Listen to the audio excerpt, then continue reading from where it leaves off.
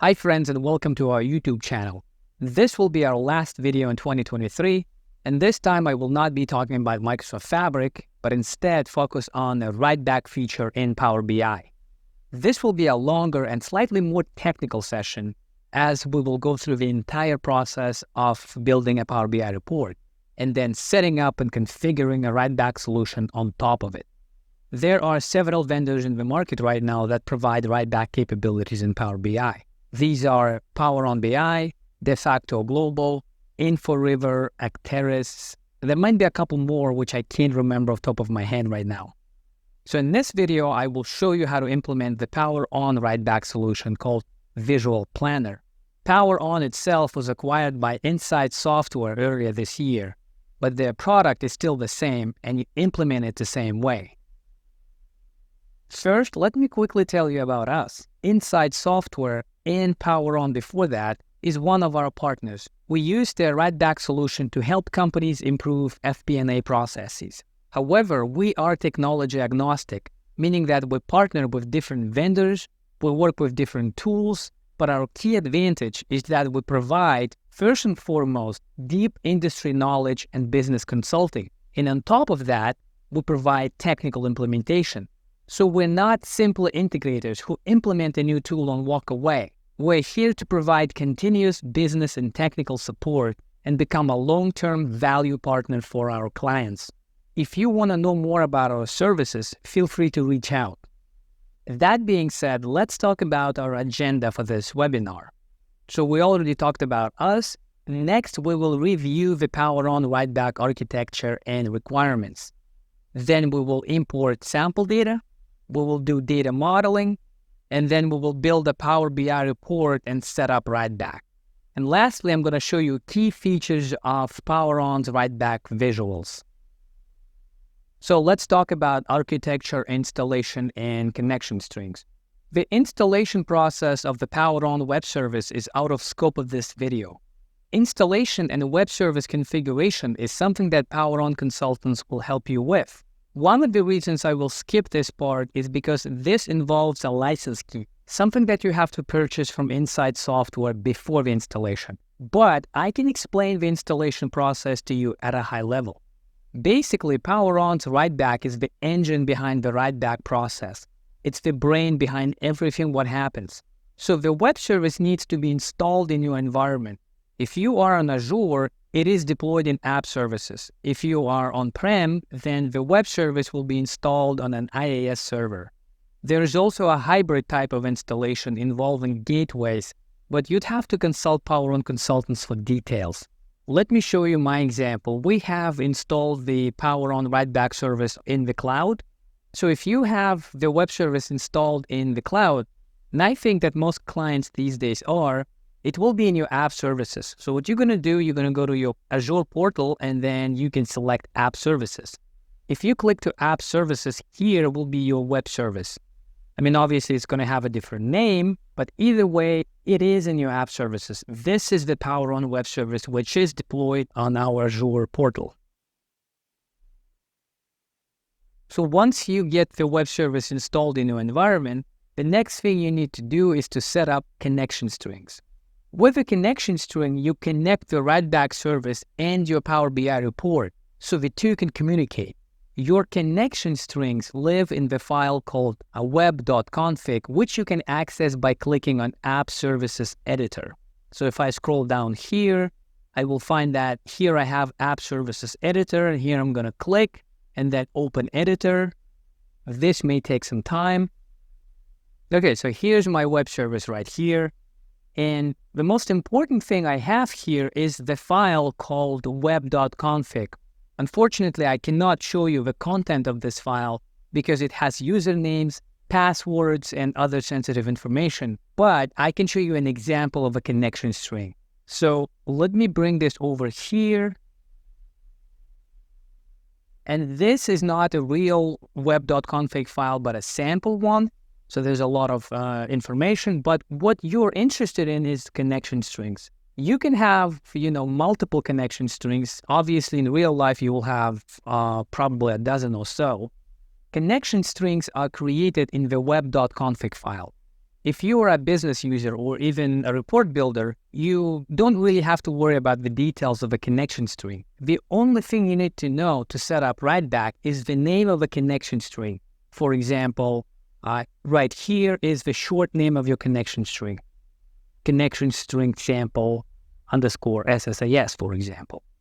So during the installation of a web service in your environment, a Power On consultant will create and test connection strings for you. If you need to create a new connection string later, the best option will be to ask someone in your company who has an admin level access to the web service, the config file, and ask him or her to create a new connection string. At this point, the most important thing is to understand what a connection string is and where connection strings live. In reality, like I said, if you're a report builder, you'll be only using the name of your connection. Data source. Another thing that is beyond the scope of this video is the data source. The Power On solution supports relational databases. Again, please refer to the vendor to confirm whether a certain type of a database is supported today. But as far as I know, they support most of the common types of relational databases, including SQL Server, Oracle, HANA, Snowflake, Teradata. In this video, I will be using Azure SQL Server, which is a recommended data source for the Power On solution. So I already have an empty database created here. Let me show you that. Let me bring over my Management Studio. In this video, I will be using Azure SQL Server, which is one of the recommended data sources for the Power On solution. So I already created an empty database and it's called WB Demo, Writeback Demo, and it is already sitting in my server. Okay, so this will be the starting point of our practical session. Since I don't have anything in my database, no tables, no data, no nothing, right? I will start with creating the tables. To do that, I'm going to use an existing create table script. So what I'm going to do is I will open the script, which is basically just create tables, right? I'm going to copy this and paste it in here and run my code. And now I can go ahead and expand the tables folder. Actually, let me refresh this. And I should see around 10 tables in my database. And here we go. These tables are now empty. I don't have any data inside, right? So if I right click on it and if I do select star, I will not see anything in here, right? Because these are empty. So the next step will be to import sample data. We have a sample data with the same tables, right? So what I will do is I will right click on my database and then I will go to tasks, choose import data. And this is going to open the SQL Server import and export wizard. And here's an important thing I need to tell you about. If you're using the 64-bit operating system and a 64-bit Microsoft Office, so in other words, if your Microsoft Excel is 64-bit, then you would have to install the Microsoft Access drivers for the 32-bit import wizard. And the reason is because the SQL Server Management Studio is 32-bit. And because your Excel is 64-bit and your operating system is 64-bit, what happens is when you try to import an Excel file, it's going to give you an error. To avoid this error during the import process, search for the Access Database Engine 32-bit drivers and install them on your computer. This will fix the version conflict. So after you do this, you will come back to your SQL Server import and export wizard, and then you're going to choose a data source Excel and simply show where your Excel file is. Next, in the destination, you're going to choose the SQL Server native client, right? The last option here. After that, you're going to authenticate. So let me type in my password here. And here I'm going to choose my database. The database is going to be WB Demo, so Writeback Demo. And then I'm going to click Next, choosing the first option. And then from here, I'm going to choose tables that I have an Excel file, and I'm going to match them with the tables in my source. I don't even need all of the tables, to be honest. So I will just click to account. I will need, I'll use the products, obviously, profit center, which is the city. I will need sales. I will need the time dimension, obviously, version. So that's going to be 1, 2, 3, 4, 5, 6. And let's just add another table that is going to be customer. And here I'm going to select into which tables, these tables are going to go. If I expand this already is going to show me which tables I have. So it's very simple. I'm just matching the tables from Excel file and my SQL Server, the destination. This is my fact table. Time is my calendar table. Okay, that's it. So I'm going to click next. Here I'm going to, what's this? Review data type mapping. So I'm just making sure if my mapping is correct. So customers is going to go to customer, product, profit center, sales, time, version. All right, looks good. And here I will do failed on global. Yeah, I'll just ignore these. I don't care. All right, let's click next and run immediate. And then I'm going to go next. All right, finish. So this is going to import my Excel files to the SQL Server database into the created tables that I have. And I will come back when this is done. All right, this is done, and I'm going to close this out and then refresh my Management Studio and then make sure that my tables are populated with data. So I'm going to open one of my tables and then do select star from my sales table.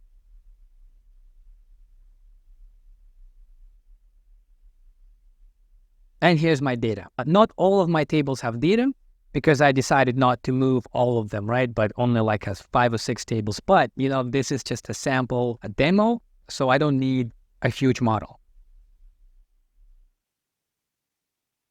Once the data is in the database and is sitting in the tables, right, the next step is data modeling.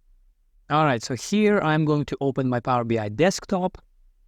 Power BI desktop is now open, and here in the modeling part, you will have 2 options. And that really depends on the type of a Power BI license that you have. If you only have a professional account, then your choice is to use Visual Studio to create a tabular model. Upon creating the model in Visual Studio, you will deploy it to an analysis services database, and then you will connect to that model from Power BI using a live connection. So you're going to go to Get Data, and then select Analysis Services. And this used to be a standard approach a few years ago. However, currently what I'm seeing more and more is that companies are using Premium Per User licenses, PPU. It's only $10 more per month than the regular professional account, but it gives you additional capabilities. So I think it is worth getting the PPU licenses. Now, one of the advantages of the PPU licenses is that you no longer have to use analysis services for data modeling. The PPU license provides the XMLA endpoint connector, which allows you to perform data modeling and store the model directly within Power BI instead of using analysis services. What that gives you as a user, right, as a business user, is that you can bypass an extra layer of having to use Visual Studio and analysis services. In other words, all the data modeling can be now done in Power BI Desktop. Since I have a PPU license, in this video, I'll be showing you the second option. So I'll be using data modeling in Power BI Desktop.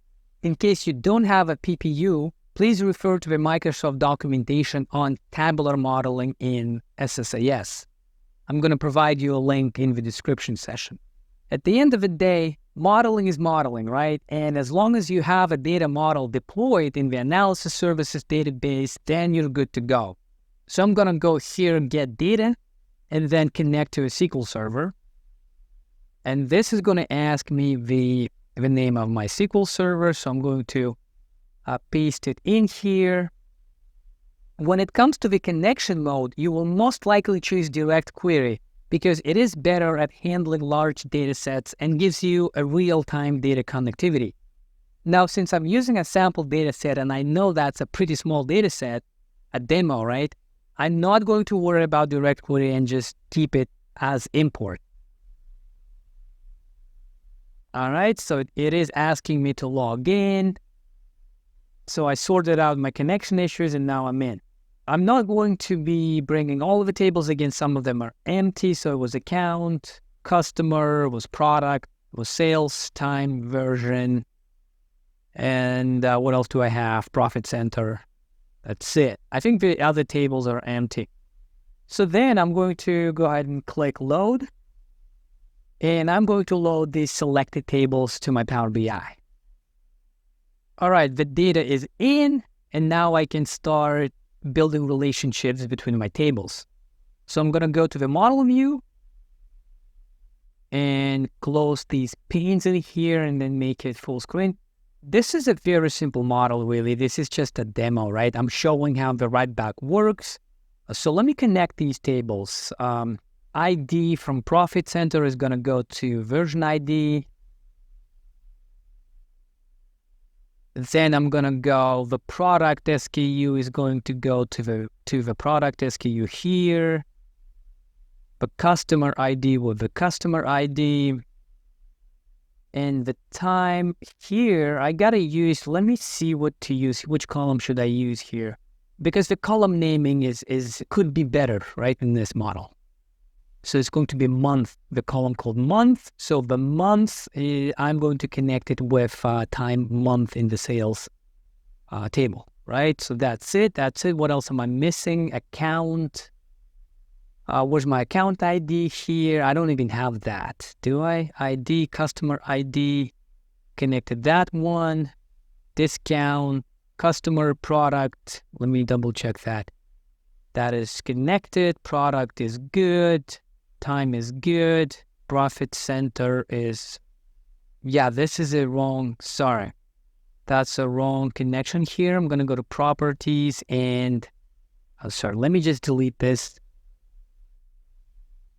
and do it again.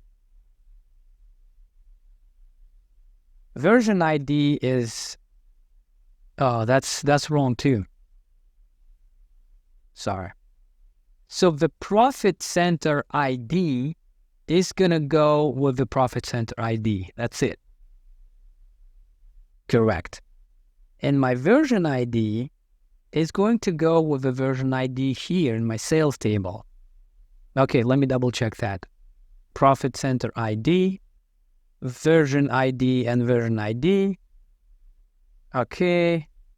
Account, I'm not going to worry about it. So now I'm not even going to use this table, to be honest. Customer ID and customer ID, the product and product SKU and product SKU, and then time month and time month. All right, looks good. Looks good. So I'm going to go back to report view, and I will build two measures in here. All right, so it's just going to be two measures for now. Let me drag this to my left a little bit. And first measure is going to be, let me do quantity. So that's going to be quantity underscore measure, because I already have a column called quantity. So I'll call it something different, quantity measure, and it's going to be sum of the column called quantity. Very simple.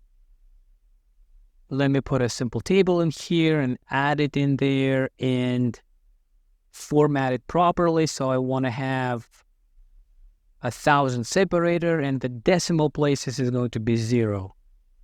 All right, perfect. And the second measure I want to create is the measure that is called sales. So the sales measure.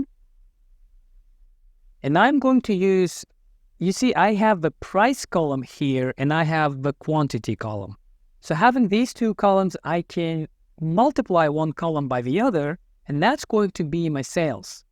So for that, I'm going to be using the formula called SumX. I need to indicate which table I'm going to use. So that's going to be sales. And the expression is going to be price, sales price multiplied by quantity. That's it.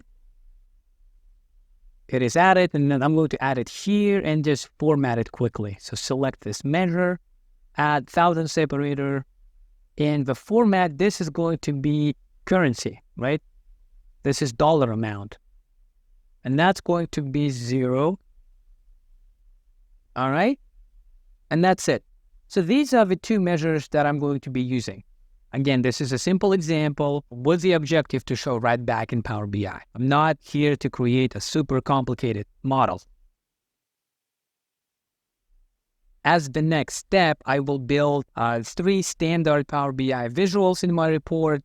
And for the sake of time, I will pause the video and then I will fast forward and come back when I have those 3 visuals. All right?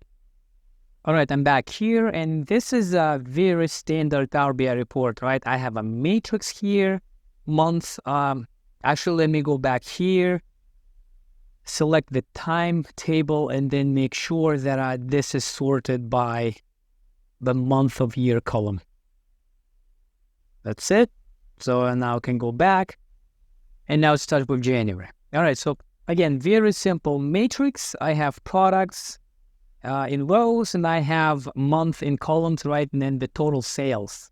Here I have 2 cards with sales amount and the quantity, and then I also have the customer name, the amount of items that were sold to these customers.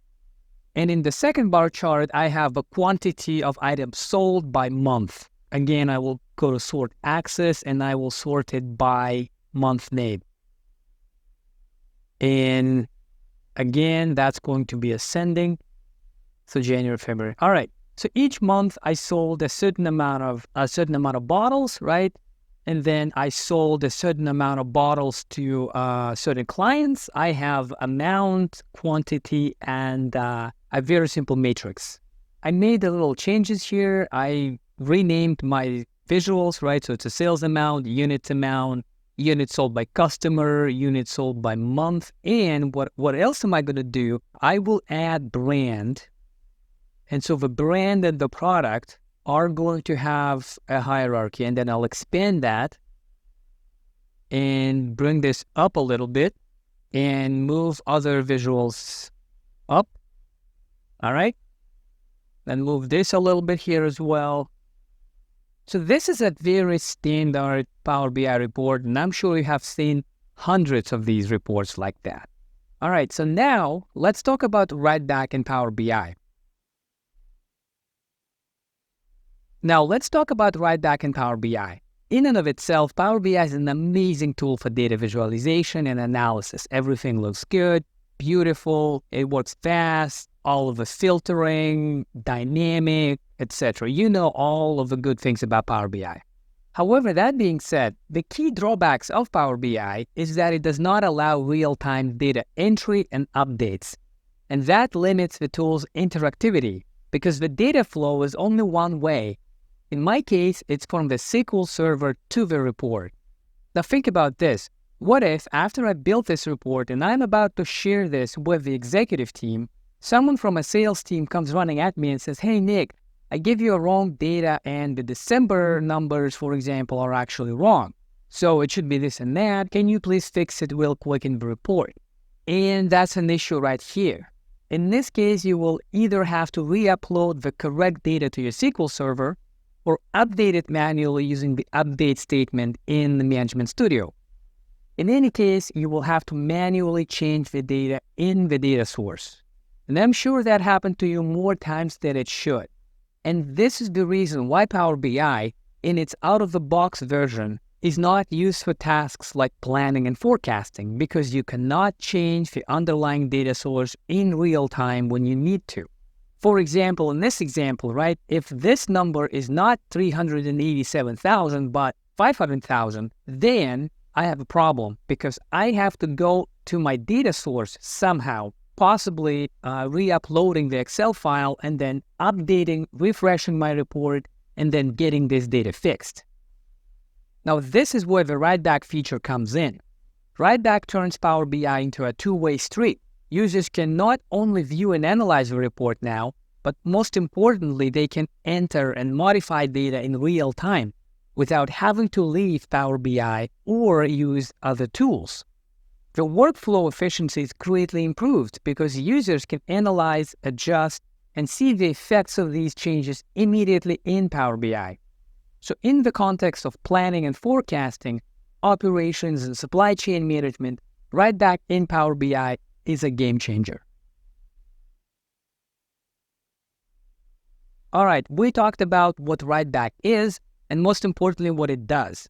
Now let's set up and configure the Power On Writeback solution in our report. I would like to separate the Writeback configuration process into two parts. Number one is the settings that you have to configure at the visual and report level. This is important to know for everyone, especially those who will be building Power BI reports. And second are the settings that you must configure in the workspace, the model itself, and the web.config file. I call these the external settings because they're not in the report itself. We're going to start with the report level settings. Let me drag this visualization pane to my left a little bit so I have more space here, right? And so the first thing what we're going to do is we are going to get the Power On visuals. Now, if you are the client of Power On, or when you become a client of Power On, they will give you access to their store. And in that store, from that store, rather, you can download the visuals and import them to your report. Alternatively, Power On consultants will share the visuals with you. In this example, what we're going to do is we're going to open the browser window, open the store.poweronbi.com website, the Insightsoftware, sorry, not Power On. This is the store from which you can download the visuals. Now, during the installation process or when you purchase their licenses, they will give you an access to this website. So you're going to go ahead and log in. And here, depending on the licenses that you have, you will have access to visuals. So I'm going to click to visuals. And I have the guest access here, so I was given different visuals. But again, right, it will depend on your license. So then what I'm going to do, I will go ahead and download the visuals that I need. So for this video, I'll be only using the two visuals, right? I'll be using the data entry matrix. So I downloaded the version 4.7.3. So click download here. And I downloaded the bar chart. And you also need two supporting visuals, right? So the visuals that are the helper visuals that make everything work. That is a smart filter, so you can download this version. And lastly, you need to download VP service, which is another helper visual which connects the visual with the Writeback engine. So you will download these four visuals. After you download these visuals, put them in some folder and then go back to your Power BI desktop and click ellipsis sign right here, 3 dots, and then import a visual from a file. So you are going to indicate the folder where the visuals are located. So one by one, I will be adding these visuals to my report. So that is a smart filter I added, VP service. Okay, so by clicking import a visual from a file, I imported the 4 Power On visuals to my report. These are VP service, smart filter helper visual, the data entry matrix, and bar chart. The first thing I'm going to do, I will select my standard Power BI matrix, and I will change it to the Power On matrix right here. I will move the month right here. Everything else should be the same, right? I will go up and then back, expand, all level down, and that's going to give me that same look. I'm not going to worry about the color right now, but what I will change is I will go to a format here, to the format pane, and then I will look for a feature called stretch. And I will stretch columns and I will stretch rows. And this is going to expand the matrix and take up all of the space for the visual. I can also see that the font and the text is quite small. So another thing I'm going to do is I will search for size. And I will increase the text to 12, right? The text size to 12. Column headers, increase that to 12 as well. The font for row headers and values are also going to be 12. The visual takes a few seconds to render. When you change something, right, it's not going to change immediately, but it will take 2-3 seconds. Okay, now I hope you can see this better. All of the font sizes for values, row headers, and column headers, and the text is set to 12. Now, if you don't like the color, you can also go ahead, you can go to the search bar and then type in the word color. And this is going to give you a whole bunch of coloring options. So you can change all of the different colors here, the background, the border, the shadow, colors for column headers, for row headers, everything. I don't want to spend time on this one because, that's not important. Another thing that I'm going to do, I will click to this bar chart by month, right? And I'm going to change this standard bar chart by the power on bar chart, which is going to be right here. And now I will have this Writeback enabled bar chart, right? The power on bar chart. But the Writeback isn't working just yet. We'll have to set it up. All right, and the other visuals I'm going to leave as is because this is going to be a standard, what is it called? Stacked column chart, clustered bar chart, sorry. Now, one other thing that you need to add to your report, right, is the helper visual, which is called VP service right here, this little green icon right here. So I will deselect, my matrix. So I'm going to click to this white space, and then I will add this VP service visual to my report. I'm going to move it right here, and this is a transparent helper visual, right? So all it does really, it is connecting the visuals and the web service. It doesn't have to take up any space. You can resize it and make it super small and just kind of put it somewhere in the corner of your report. To activate this helper visual VP service, what you need to do is you need to add any column from your model. It doesn't matter what column that is, as long as it belongs to the model. So I will add the ID column from the profit center. But again, it could have been any other column. It doesn't matter. And another thing I need to do is I will click to the format pane. And here's the important thing. I will click to the web service. Let me stop for a second here and explain what a web service is. So my web service URL is right here. And remember I talked about this in the beginning, right? During the installation process, a Power On consultant will install, configure, and set up the Writeback service application in your environment. So the Writeback engine, basically, it's also called PP Web Service. And this can be installed in the cloud, right? If you are in the cloud like I am in Azure, the web service can be found in the app services. If you are on-prem, then typically your web service is installed in an IAS folder. The web service URL replicates the domain name of the hosting machine in which the web service has been deployed. If you don't know where to get the web service URL, then you can ask either a Power On consultant or your IT person who was involved in installation, because they should know exactly what the web service URL is. And here's one little trick that you can use to make sure that your web service is working and that it's turned on. What you can do is you can copy your web service URL, and then you will open your browser, and then you can add it right in here. If you can see the web service page, this page basically, then this means that your web service is up and running. So I will add the web service URL right here. So in my VP service visual, helper visual, I added an ID column from one of my tables, and then in the web service properties, I added the URL of my web service.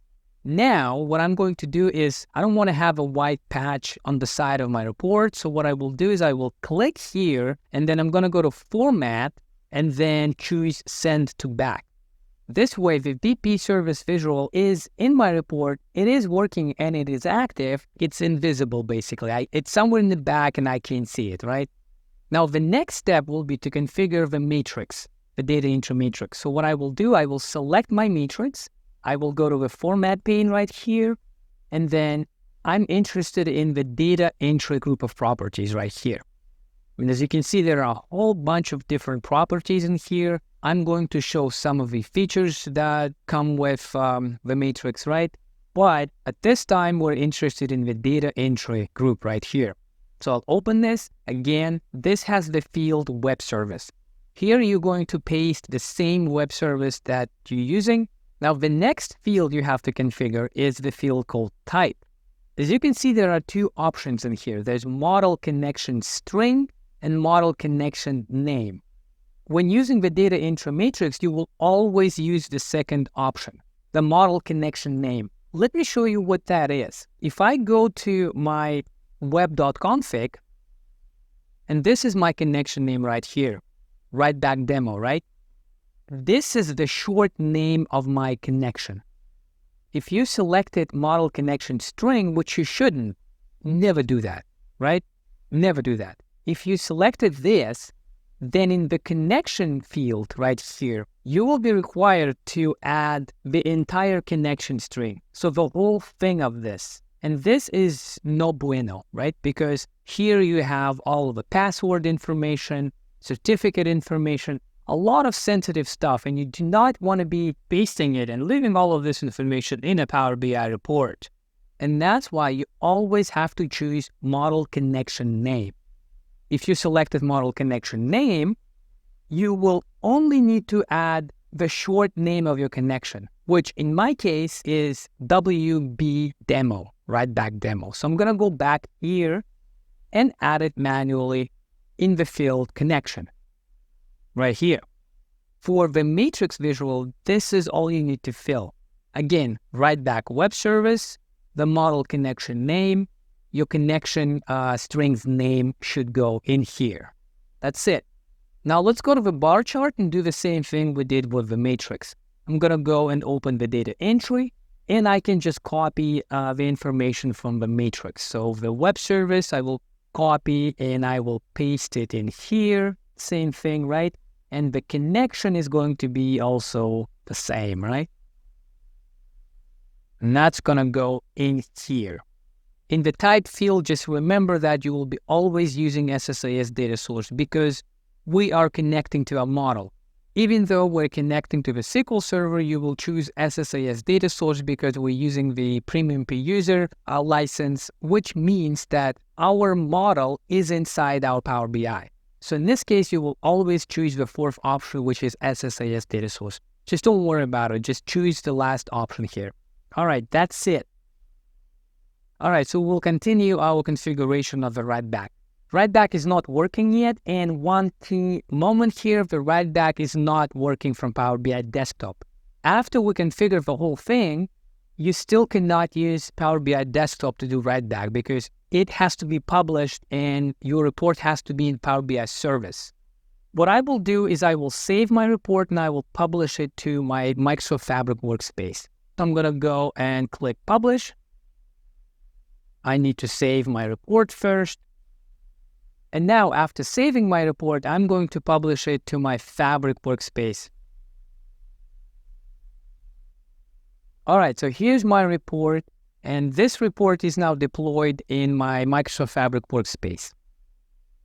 A workspace to which you're going to deploy your report, it doesn't have to be a Fabric workspace, right? I'm using the Fabric workspace because I've been using this workspace to test Microsoft Fabric, to create other videos and stuff, right? But it can be just a regular Power BI workspace, really. It doesn't have to be Fabric workspace. Now, the important thing is if you have the PPU license like I do, you have to create a premium workspace. Because if your model, remember I talked about the model, if your model is in your Power BI, right, if you're using PPU license, then your workspace should also be premium. So in other words, if you're using the premium per user licenses and you're modeling in Power BI, you cannot deploy that report to a regular workspace. And the same thing applies to if you have a professional account and your model is deployed in Analysis Services database, right? And you're connecting to Analysis Services database, then you will create a regular Power BI workspace. So either way, depending on your license, you are going to deploy your report into a workspace. So in my example, again, I'm using a Microsoft Fabric workspace, but it doesn't have to be a Fabric workspace. As long as it is premium workspace, the Writeback will work. Now, the Writeback isn't working just yet because there are a couple things that we need to configure in our workspace, in the model, and in the config. Now, if you're not a workspace admin or Azure security admin, most likely you will not be doing these configurations. I'm still going to show these steps, but again, if you're a report developer or data analyst, then you can probably skip this part. Up to you. However, if you are an admin role, then I will recommend that you watch this part carefully, and if needed, come back here and re-watch some of the parts, because this configuration part can get a little techy. All right, so the first thing you're going to do, you will open your Fabric workspace, and then here you're going to go to options. And options are right here. Sorry, settings. You will open these settings, and then you will find admin portal. Obviously, you need to have access to open this, right?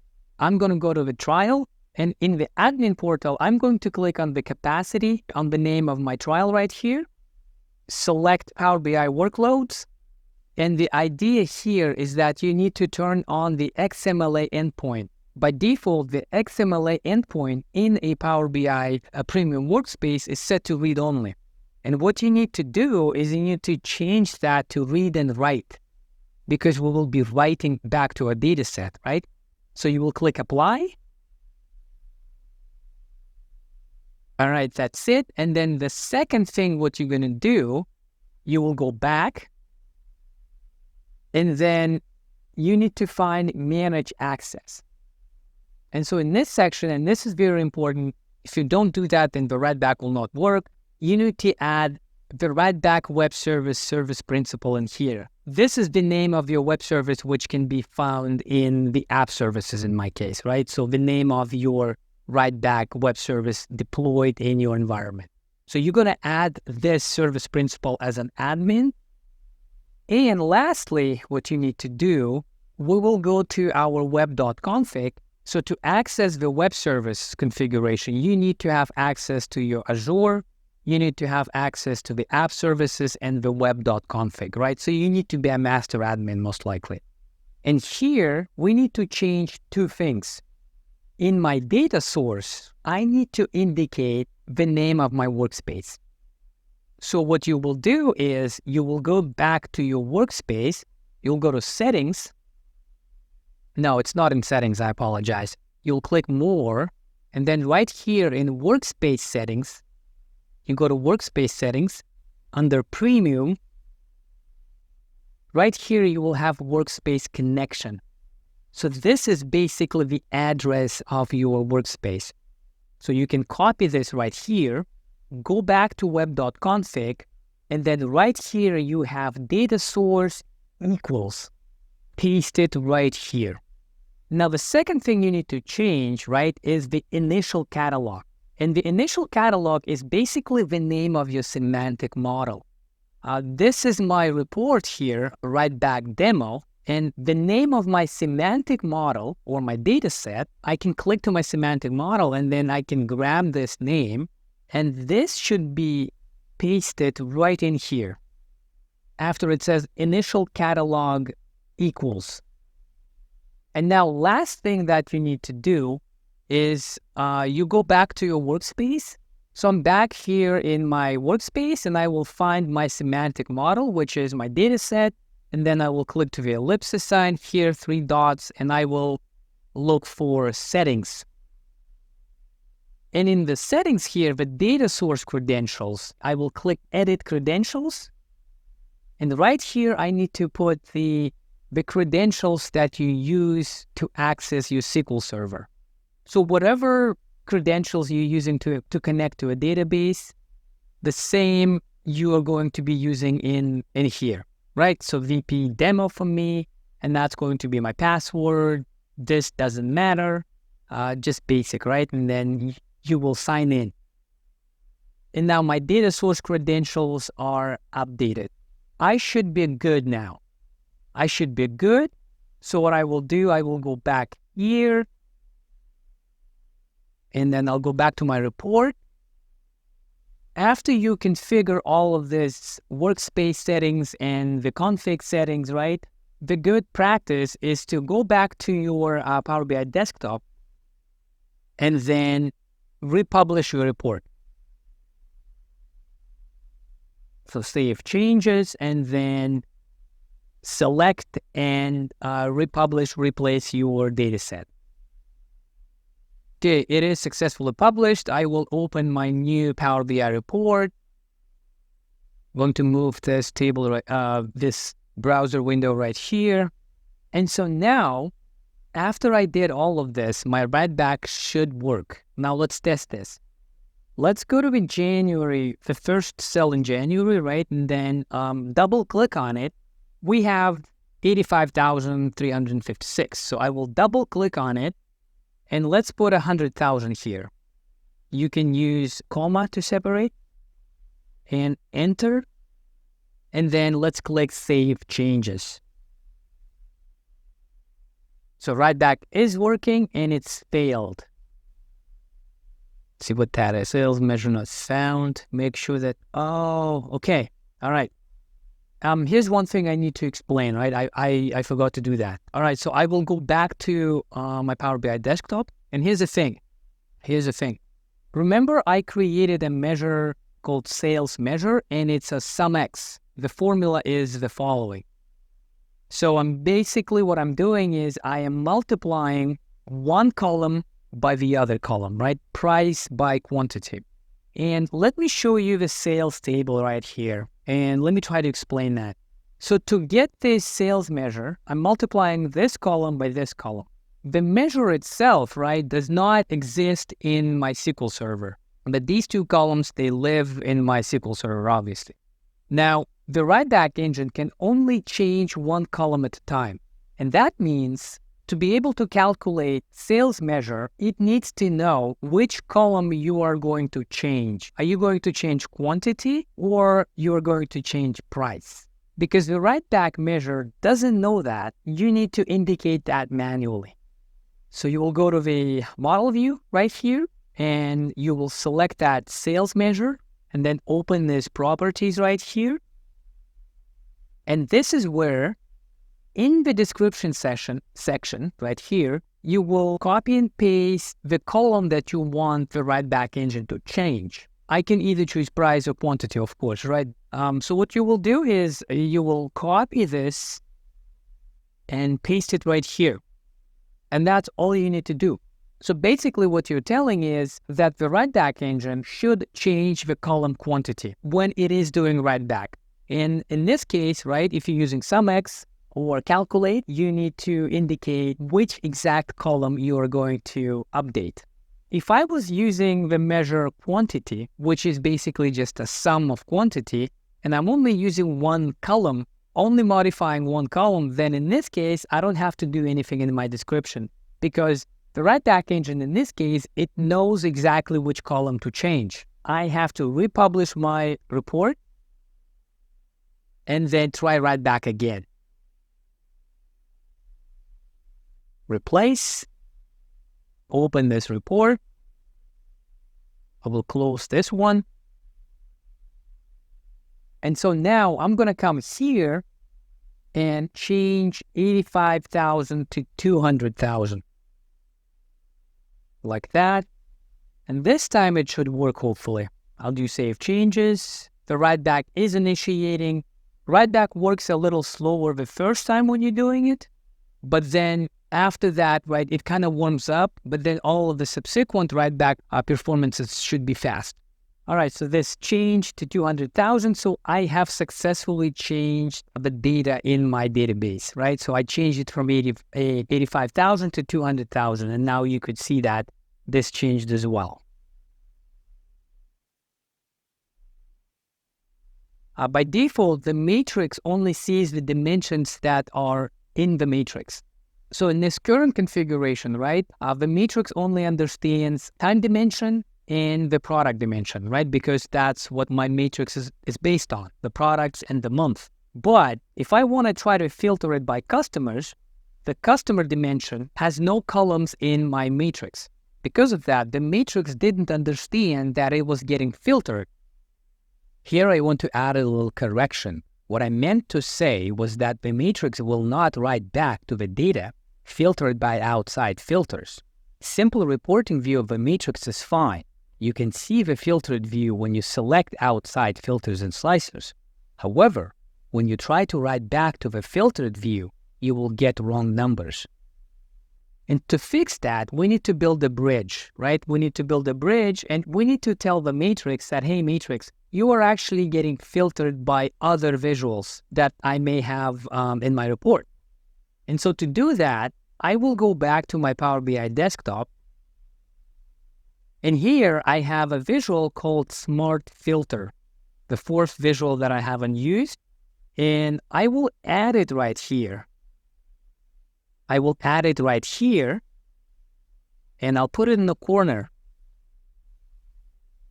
This is also the helper visual. It's a transparent visual. That's why, same as VP service, you can put it in the corner and hide it away later on, right? So it's not taking up any space. Because you have the customer in here and you want to be filtering by customer, and it doesn't matter, right? This could be a slicer. So it could be a regular slicer like that, or it could be a visual like I'm having. It doesn't matter. In Power BI, you can filter with visuals or you can filter with a slicer. And so right here, I have the customer name filtering the dataset. That means I have to add this exact column to my smart filter. So I'll go ahead and I will add the customer name column. And I'm adding customer name because I'm filtering by the customer name. If this was any other column, right? If it was the city, for example, the profit center, then I will add that. Let me actually do that. That's a good example. Let me decrease these a little bit here. Move this to my right, and then I'm going to add a simple slicer here. And so the slicer is going to be for profit center, right? Profit center name. So I have a city basically. Let me format painter. So the slicer is going to be changing the city. So I have Amsterdam and I have London, right? Two cities. And so if I have the profit center here, the slicer, then obviously the profit center is not in my matrix. My matrix only has the product and the time, but it doesn't have the profit center. So if I didn't add the smart filter for the profit center, then my matrix will not understand the filtering and and you will see the wrong number in the cell. That means, right, you have to add another smart filter. I will add it manually right here and drag it down here. All right. And I will add exactly the same column from the exact same table as I did in my slicer. So I have a profit center name from the table profit center. Here's a diagram that can help to clarify the logic. You can see that filters from both the customer and city dimensions need to have a smart filter visual because these two dimensions are not in the matrix. Now, if I added two more filters, for example, for brand and year, I don't need to have a smart filter visual because the matrix already has the product and time dimensions. All right.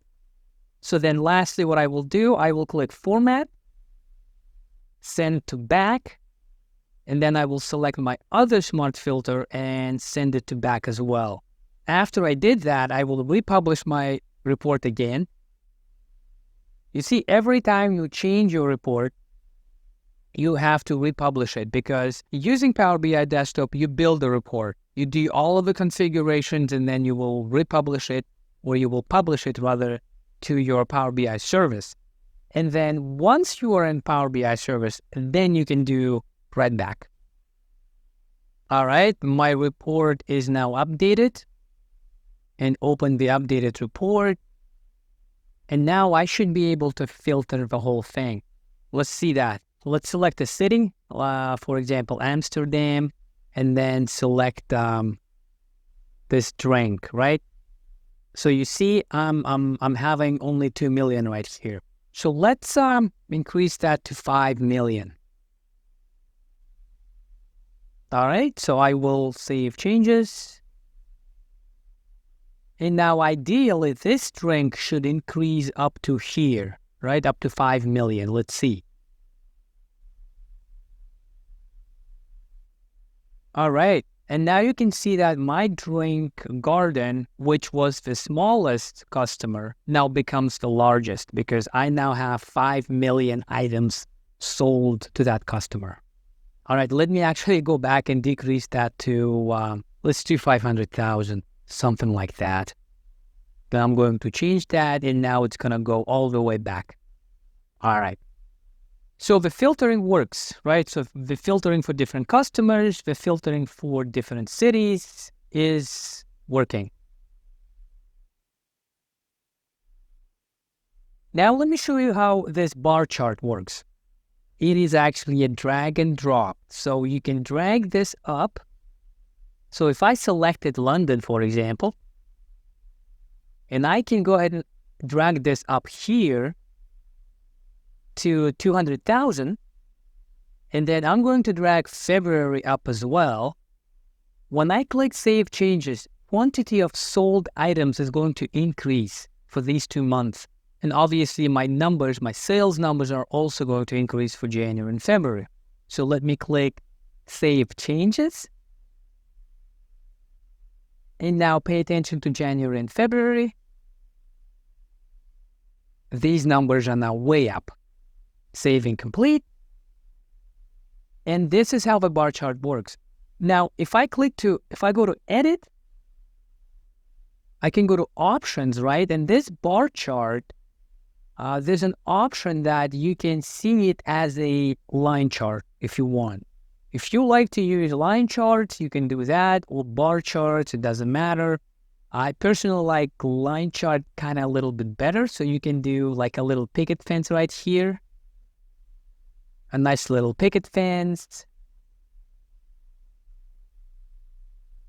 And if I do Save Changes, then obviously all of these numbers are going to be changing as well. Both visuals now respect filtering, so these numbers are going to change only for London. Right now you have different numbers here. So this is the drag and drop visual, so where you can basically just change it up and down. And this is the matrix where you can type in the number or you can modify an existing number and save changes. I'm not going to be going over all of the options of the bar chart. It's you can go to the documentation section of Power On and look up, right? But you can change the colors, the dots. You can change the dragging precision. You can also do percent view and stuff like that. You're probably wondering, how does the Writeback work, right? So let me try to explain that to you. To show you how the Writeback works, what I will do is I will click F12 and I'm going to open the developer tools of my browser. I'll go to my matrix and I will change a random cell. It doesn't matter which cell that at this point. So the Writeback works. And if you're using Google Chrome, right, you may have a little bit of a different look. But either way, what you need to do, you need to find the network. So you have source, you have elements, and then I'm interested in network. And in the network, you will look for a file called Writeback. And the type of file is XHR. It's called Writeback XHR. And this is, for example, one file right here. And here, what I'm interested in, you will go to Payload. And in the Payload section, I'm interested in the thing called tuples. If I expanded this tuple, I can see the old value and the new value, right, in the tuple. A tuple, in this context, is the coordinates of a cell. So each cell in my matrix is filtered by tables, columns, and other visuals that I have in my report, right? So this individual cell is affected not only by the month, the product, the brand, but also by the city, right, the profit center, and by customer. So all of this information is contained in this tuple. How the Writeback is initiated is once you click Save Changes, this tuple information, which grabs everything in your report, all of the dimensions and filter information from your report, and using the browser, it is sending this information to your web service. And the web service, the Power On web service, receives this tuple information. And after receiving this tuple information, the Power On Writeback engine is able to translate this tuple information into a SQL code. And this SQL code is going to the database and makes the actual changes. So after the changes are done in the database, the Writeback engine will update, and that the new information, the refreshed information, is now flowing back to the engine, and then the Writeback engine then sends it back to the browser, and then you're going to see the changes on your screen. Here I have a little diagram that Power On uses. So I'm sitting here in Power BI, right? And you have three important components here. You have the Power BI report, you have the web service, and you have a data source. So what's happening is I'm sitting here and I click Save Changes, and that information, right, that package of information is sent to Writeback engine, and the web service is going to translate that information, create a T-SQL that is going to go and change the data.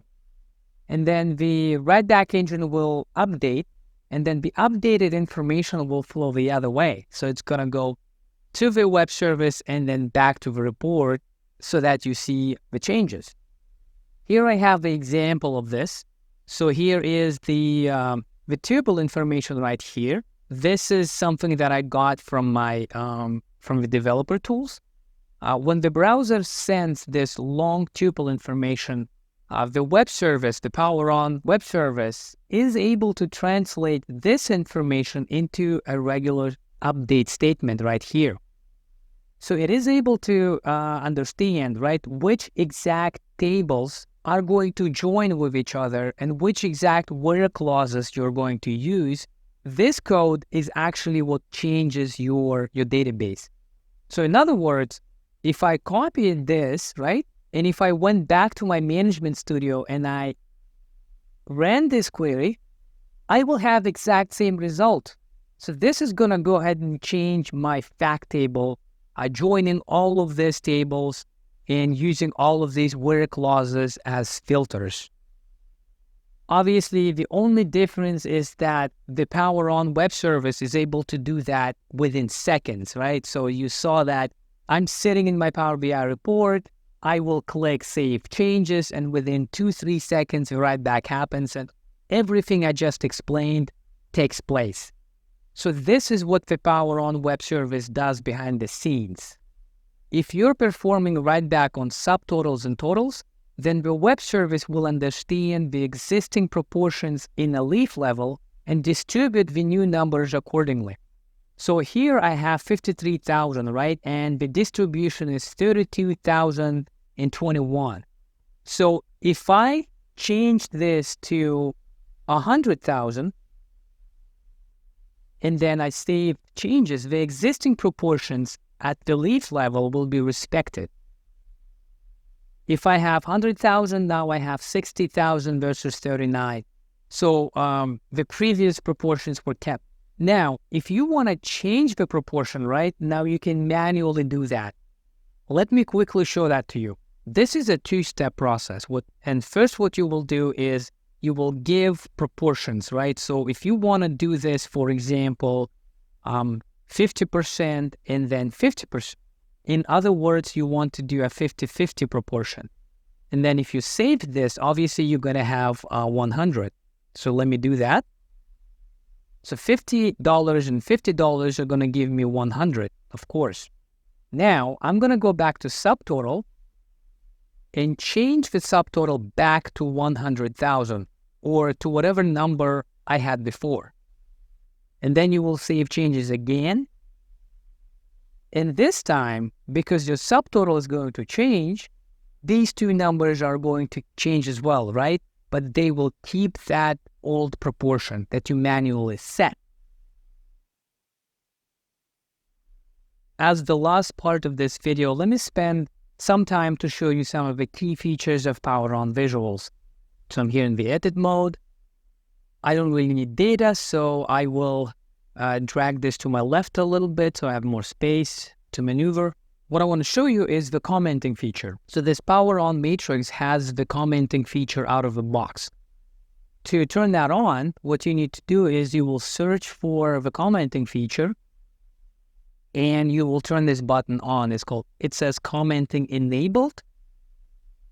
And when you enable the commenting feature, above your headers, you will have the comment line right here.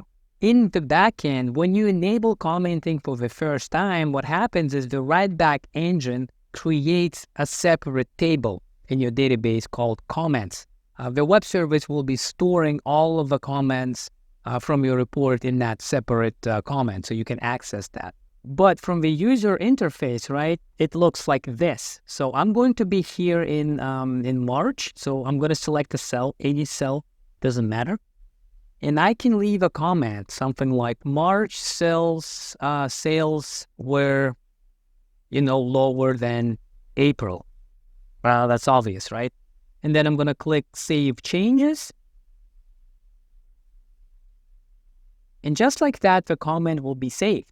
And these comments are respected by existing filters and slicers. And what I mean by that is, right now I am filtering my matrix with the city, or I could have done that by customer. If I selected another city, then I will not see that comment, because that comment's tuple, the coordinates of that cell, are set for this particular city. So if I have different cities or different people or different products, I can filter my data set the way I want, and then I can leave comments where I want. And this is a very powerful feature. You can leave comments for certain people, and certain people can filter themselves with departments or products, etc. Right? So that's a cool thing. And if I return to London, then I will see that comment right here. If I'm going to select a garden drink and leave comment in here, living Feb comment, I'm going to save these changes. And this comment is saved exactly for London and for this particular customer. If I deselected this, then I don't see any comments, right? So I'll have to go back here, and here's my comment. Another interesting feature that the Power On matrix has is the thing that's called smart formulas. And let me demonstrate that to you. I will select London. So to show you the smart formulas, I'm going to go to the June cell right here. And let me start with the directional smart formulas. I can use the signs less than and greater than to indicate the direction to which I want to change my numbers.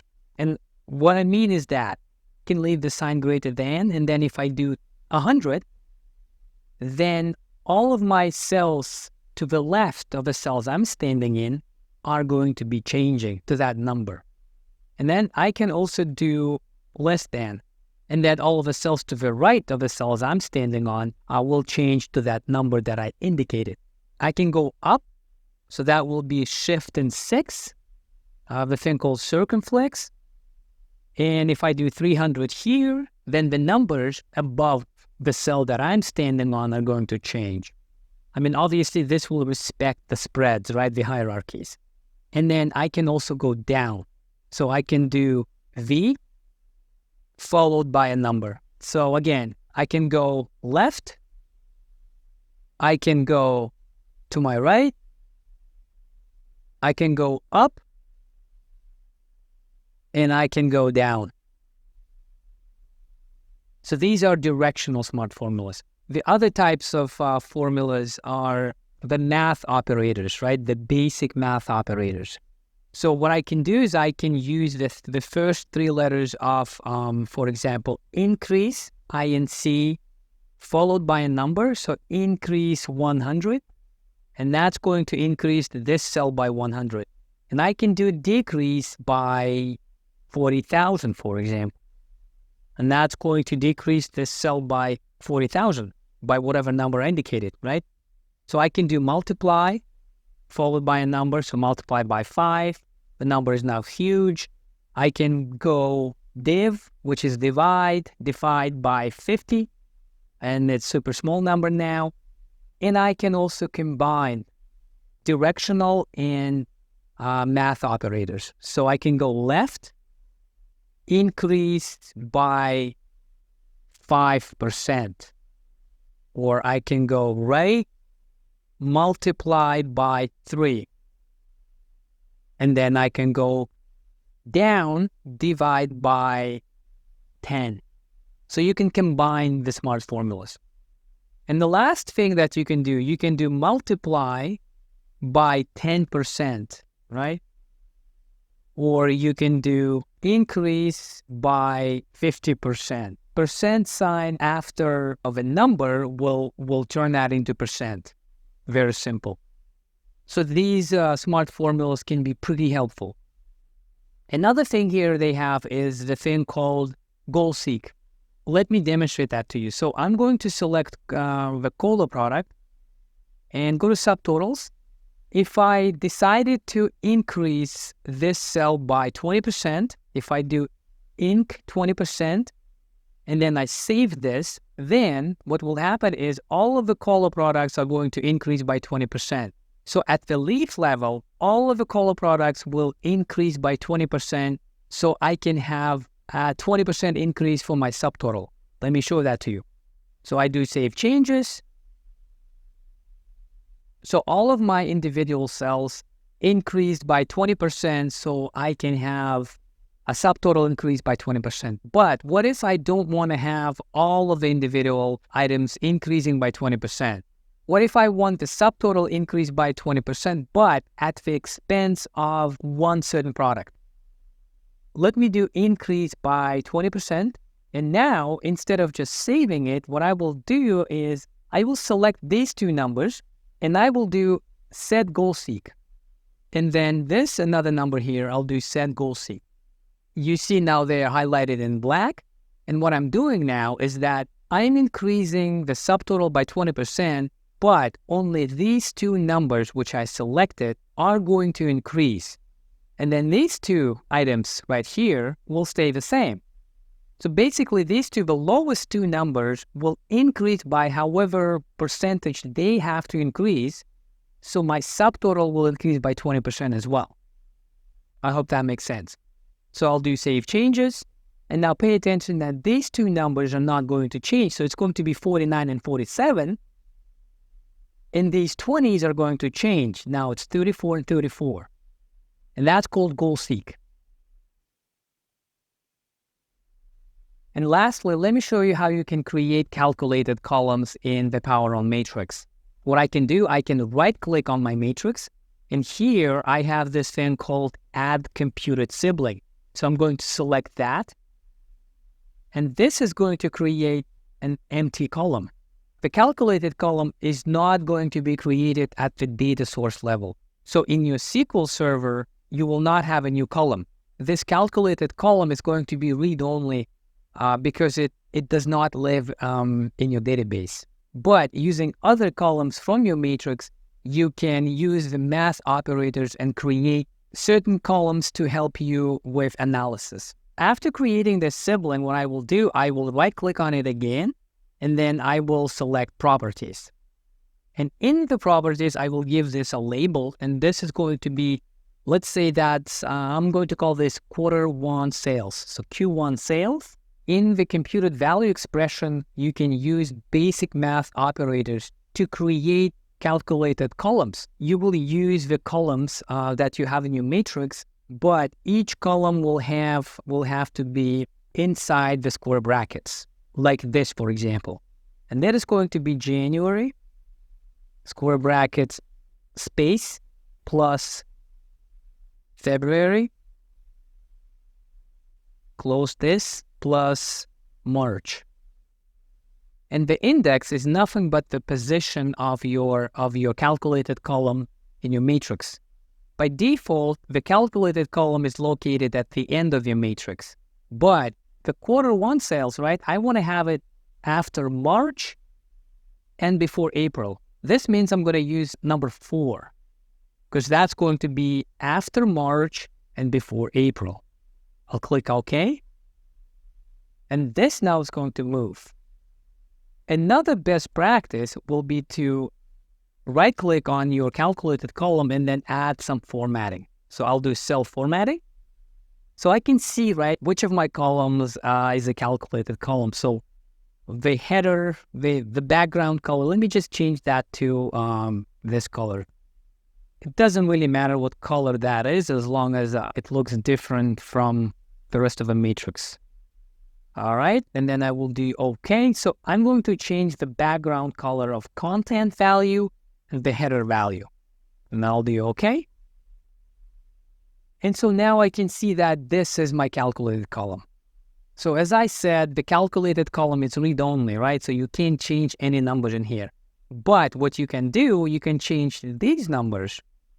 So you can do, for example, increase by 5%.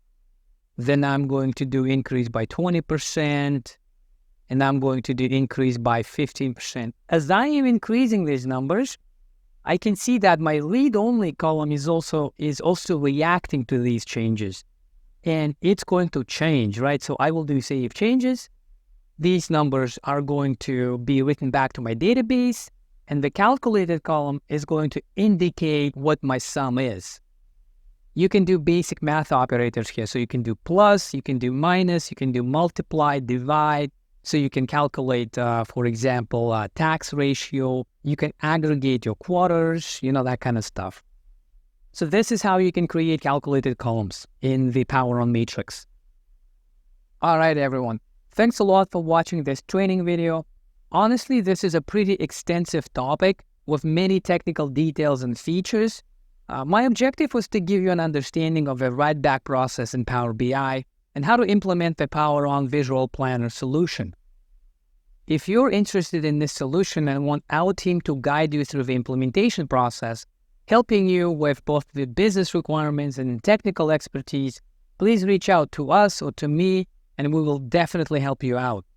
With that, I wish you all Merry Christmas if you celebrate it, or a joyful holiday season and Happy New Year. If you benefited from this video, please like and subscribe.